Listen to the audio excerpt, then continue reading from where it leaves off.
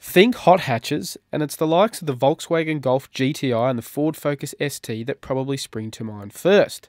But as the saying goes, bigger isn't always better. So we've assembled 3 of the smallest, but no less capable hot hatches on the market to find out which one's the best.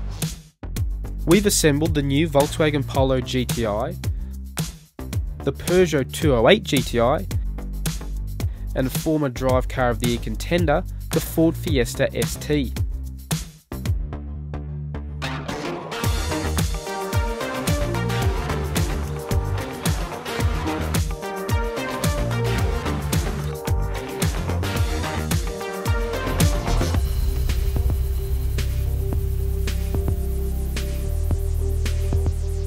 Volkswagen has given the Polo GTI a major update for 2015, including a new engine.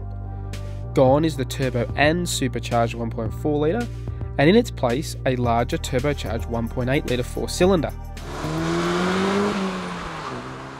One big change for the 2015 Polo GTI is the addition of a manual transmission. Now while that not only adds enthusiast appeal to this car, there's another big benefit.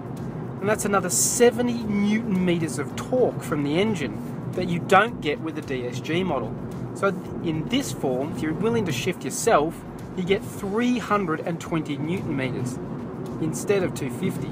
Now that's doubly good news because, quite frankly, even with 250 Newton meters, the Polo GTI packs plenty of punch, particularly in this class. Like its big brother the Golf, the Polo GTI really is a great all-round hot hatch.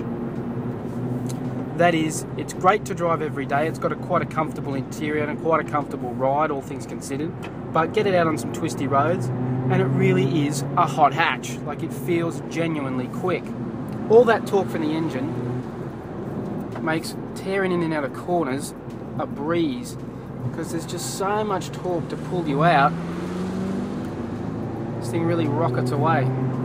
If there is a criticism of the Polo GTI, it's ultimately, it just doesn't feel quite as engaging as the other cars. There's nothing wrong with it per se, it just lacks that feedback, the sensation that you want in a hot hatch, that real connectedness to the car, where something like the Fiesta really shines. Ultimately, it just feels a little bit clinical. At $27,490, the Polo is priced between the Ford and the Peugeot, making it one of the more competitively priced offerings in this segment, especially when you factor in its 5-door body against the 3-door Fiesta and 208. The Fiesta ST has been winning praise since it went on sale in 2013, and with good reason. At $25,990, it's the most affordable of this trio, so it starts off with an advantage on its rivals before you even turn a wheel. Without doubt, the Fiesta ST isn't the nicest of this trio to be inside. It's got the cheapest looking interior, not surprisingly gives us the cheapest car. But this is a hot hatch test, and when it comes to the key elements of a hot hatch, the Fiesta ST ticks all the boxes. The engine may be the least powerful and have the least amount of torque, but it's got just the right amount for the chassis, so it feels really well balanced. The gearbox has just got this great mechanical feel and nice action, so it's a really sweet little thing to change when you're trying to get the best out of this little turbo engine. It's a great little transmission and gearbox combination. Throw this thing at some corners and it comes alive. It is a car that just loves to be driven quickly.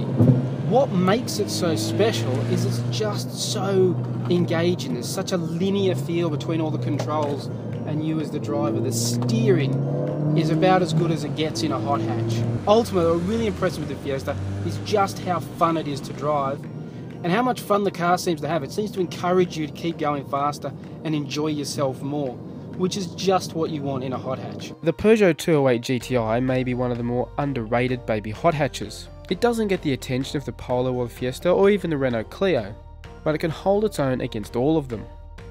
The 208 is arguably the nicest of this trio to be inside. The interior's got a real sense of style about it, more so than the Polo.